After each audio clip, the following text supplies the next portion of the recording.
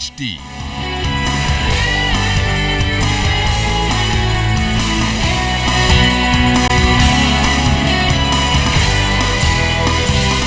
ZNS Network presents The Bahamas Tonight.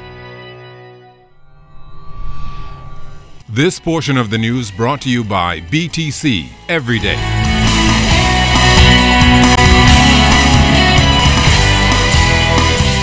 Breaking news tonight from the island of Andros, where fire officials are investigating a blaze at the Bahamas Agriculture and Marine Science Institute, better known as BAMSI. Well, according to police reports, one of the dorms on that school property is on fire. Our Clint Watson has been on the story since it broke. Here's his report. What we can tell you at this hour is that police are on the scene trying to deal with the blaze and put the blaze out. We're told it's only in one building, which is, we believe is one of the main buildings. The fire is blazing in that particular building. Right now, officers are on the scene, but we can tell you, we're speaking to the superintendent for North Andros, Superintendent Arnett. He's confirming to us that they are trying to get more volunteers to come out. Actually, volunteers, based on what he said, are on the scene now working the fire, and they're expecting a fire team to come down to the location. Now, as to where that fire team is coming from, we don't know that information, but as you can imagine, Andros is sharing pretty much one fire team in that particular north area, and they're waiting for them to come down. Right now, volunteers are on the scene trying to deal with the blaze. He couldn't speak long because, of course, he was trying to coordinate the effort there on the scene in North Andros. As you can imagine, where the school is located is some ways away from most of the community, and in the back by bushes. And of course, the whole concern is to be able to isolate that fire and keep it in one particular area because of the bushes that can obviously feed that fire and cause it to spread. They don't want that to happen. But again, a team of firefighters are on their way to the scene. But right now, volunteers are there trying to assist the police that are on the scene to put this fire out. This comes as a major blow to the Bahamas Agriculture Marine Sciences Institute, particularly as the government has been busy internationally trying to shore up and get partnerships for this particular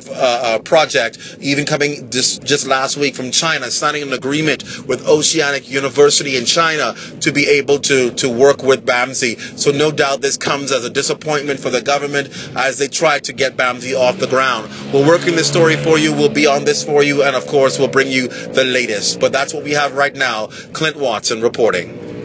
The stem cell industry is not only expected to revolutionize the healthcare profession, but significantly boost medical tourism. But more importantly, prevent many Bahamians from dying by the use of new technology that supplements and in many cases replaces the traditional form of medicine. Last night, Prime Minister the Right Honorable Perry Christie, joined by 3 of his 4 medical doctors in his cabinet, officially launched the breakthrough industry that's expected to set the country apart from the rest of the region. Clint Watson has tonight's top story. We will set a standard in the region for others to follow, demonstrating from a private, public sector, professional, public-private, that we can do these things. I believe that. Health Minister Dr. Perry Gomez announcing at the official launch last night that the National Stem Cell Ethics Committee, the Stem Cell Compliance Group, and the Stem Cell Scientific Committee ratified the policy and procedures of the Secretariat, and 5 major stem cell proposals were approved for operation in New Providence and Grand Bahama.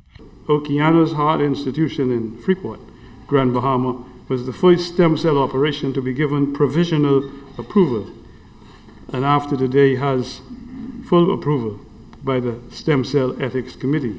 The stem cell industry is not only research and therapy, but it has ushered in a new era of quality standards, monitoring, analysis, evaluating, utilizing cutting-edge healthcare information with real-time technology.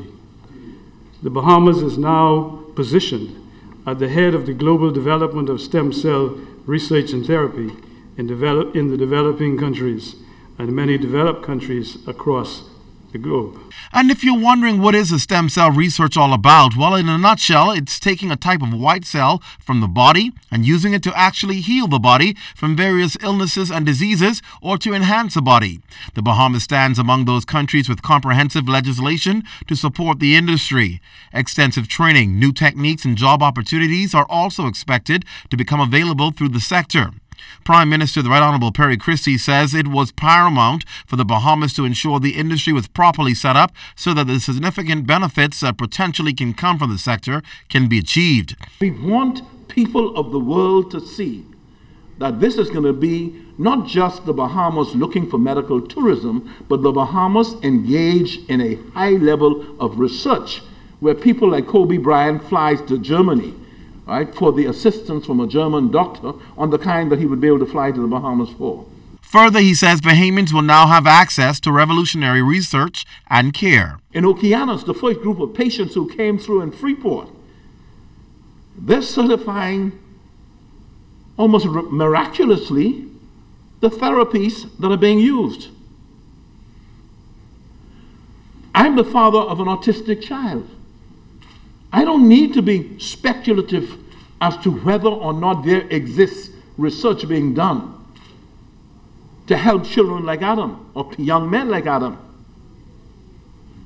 But for the first time, the research that we're talking about, the interventions that we're talking about, Bahamians will have access to those treatments. That's the condition upon which people must be licensed. Already, Bahamian professionals have embraced this technology. Cardiologist Dr. Conville Brown was the first Bahamian to perform the first procedure using stem cell research back in 2012. Clint Watson, ZNS Network News.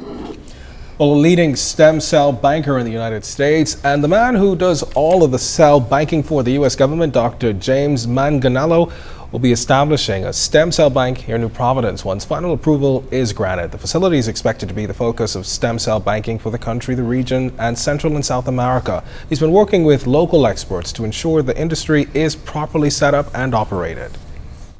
From our vantage point of investing in the company, we're very excited about doing this. Particularly being able to look at not only developing some storage for stem cells, but also to be able to do some training so that those who have the proper qualifications and interest in being technically trained in stem cell development, expansion, will have the opportunity to do so at our business.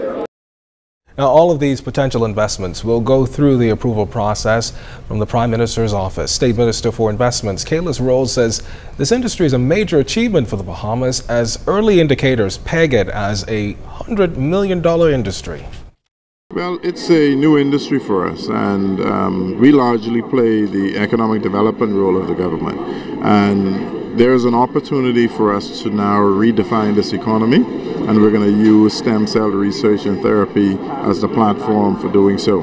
So we will look at all of the proposals that have been presented and vetted by the Medical Council as being appropriate for the Bahamas, and we will evaluate the investment component, the people that are providing the proposal, and the size of the investment, and whether or not it's something that we would like to see happen in the country, and that will be done via the Economic Council.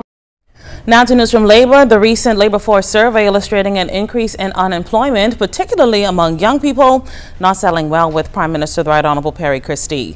Last night, while speaking at the launch of the stem cell industry, Mr. Christie expressed confidence that new jobs being created in the next 18 months will have a notable impact.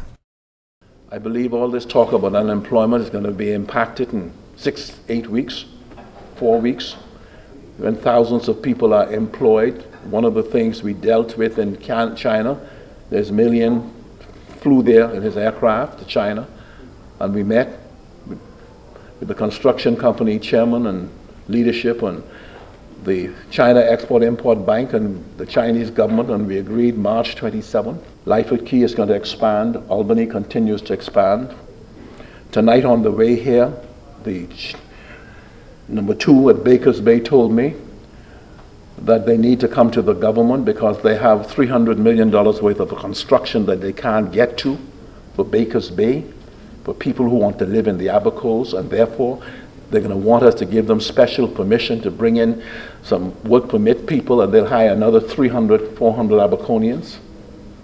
That I should get the letter in the next 48 hours. Coming up, government leaders setting the record straight regarding the Bank of the Bahamas.